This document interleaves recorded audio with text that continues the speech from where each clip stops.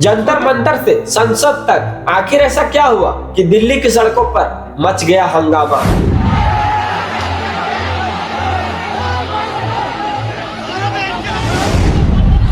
नमस्कार दोस्तों, दिल्ली देश की राजधानी जहां कानून बनती है, जहां जनता की आवाजें संसद तक पहुंचती है।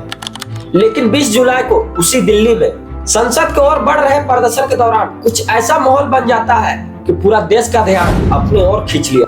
बैरिकेड को लगाया गया, प्रदर्शनकारियों को रोका गया, धक्का मुक्की हुई और न जाने कितने मासूमों पे लाठियों को बरसाया गया। आज हम जानेंगे इस वीडियो में फुल सच, आखिर ऐसा क्या हुआ जो मासूम बच्चों पे लाठियां बरसाया गया, मासूम बच्चों को घायल किया गया। इस वीडियो को आप सब फुल वॉच जरूर करना, कुछ ऐसा सच जानने वाले हैं जो आप सबका ध्यान अपने ओर खींच लेगा।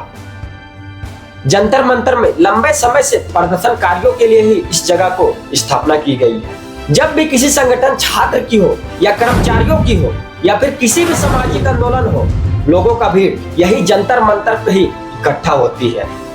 या फिर यही किसी आसपास में किसी को भी अपनी बात को रखना हो तो किसी भी जगह बैठकर अपना प्रदर्शन को सरकार तक पहुंचाने का काम किया जाता है। इस बार भी प्रदर्शनकारियों ने अपनी मांग को लेकर इकट्ठा हुए थे। जैसे जैसे यहाँ पर भीड़ बढ़ने लगी, पुलिस भी अपना सुरक्षा को धीरे धीरे टाइट करता गया। संसद क्षेत्र की ओर जाने वाले रास्ते पर भी बैरिकेड लगाया गया।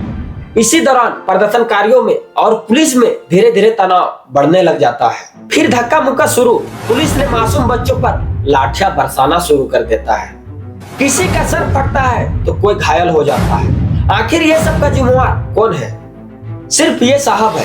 जब सोनम वांगचुक 15-20 दिनों से भूखे प्यासे मिलकर बात करने की कोशिश कर रहा है, तो ये साहब आखिर क्यों अभी तक मुलाकात नहीं किया है? मात्र 2 से 3 घंटा के भीतर में ये जो पूरा मामला है पूरा सुलझ जाता, पूरा मामला शांतिपूर्वक हो जाता। लेकिन ये मामला अभी इतना उलझ चुका है कि आप सब देख सकते हो। आप कौन सा ड्रेस में, आप कौन है? आप कौन है? फिर आपके हाथ में डंडा कैसे है? लेकिन ये साहब को बाहर मुल्क घूमने से फुर्सत मिलेगा तब ना किसी का बात सुनेगा।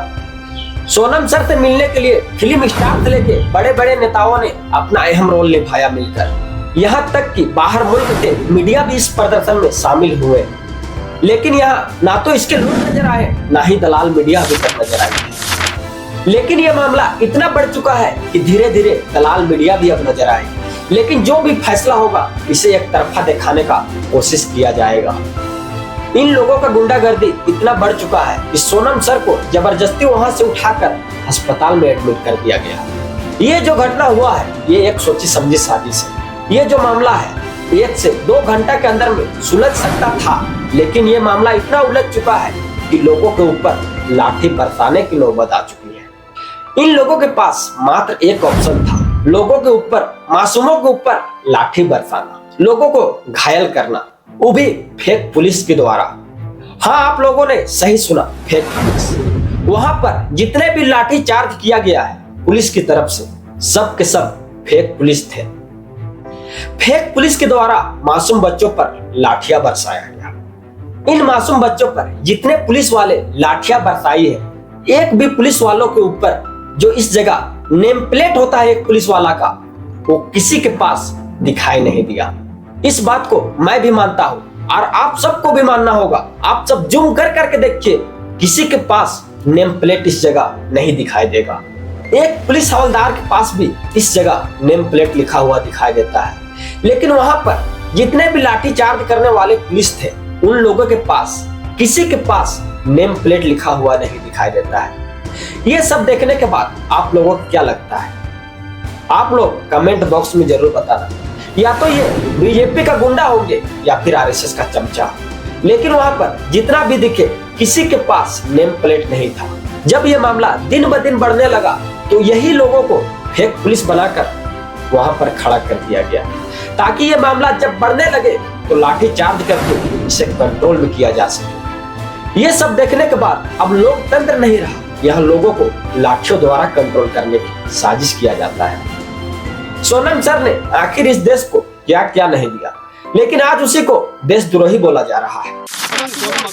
कौन है ये सोनम वांगचुक? कौन है? ये एक शिक्षाविद है। कोई और- शिक्षाविद नहीं है, ये चाइना का एजेंट है। ये चाइना का एजेंट है। चाइना उसको फंडिंग करता है, दिल्ली में आके धरना देता है, देश को बदनाम करता है। ऐसे लोगों को नेस्त नाबूद कर देंगे और भारतीय जनता पार्टी के शासन में नहीं चलने वाली। यही सब सुनने के लिए बाकी रह गया था। जिसने अपना सब कुछ भारत को सौंप दिया हो, उसी को अगर देशद्रोही बोला जाएगा उसे कैसा लगेगा। गलती हम सबों की जो है, जो ये सब हम सबको सुनना पड़ रहा है। जिसे चाय बेचना था उसे हम देश सौंप चुके हैं, तो ये सब सुनने के लिए तो मिलना तय था। लास्ट बातें एक शायरी बोलकर मैं आप सबसे विदा लेना चाहता हूँ। जिस तरह से सच को जंजीरों में बांधना आसान नहीं होता, हर खामोशी के पीछे हार नहीं होती। जब जनता हक की बात करती है तो हर सवाल के पीछे तलवार नहीं होता।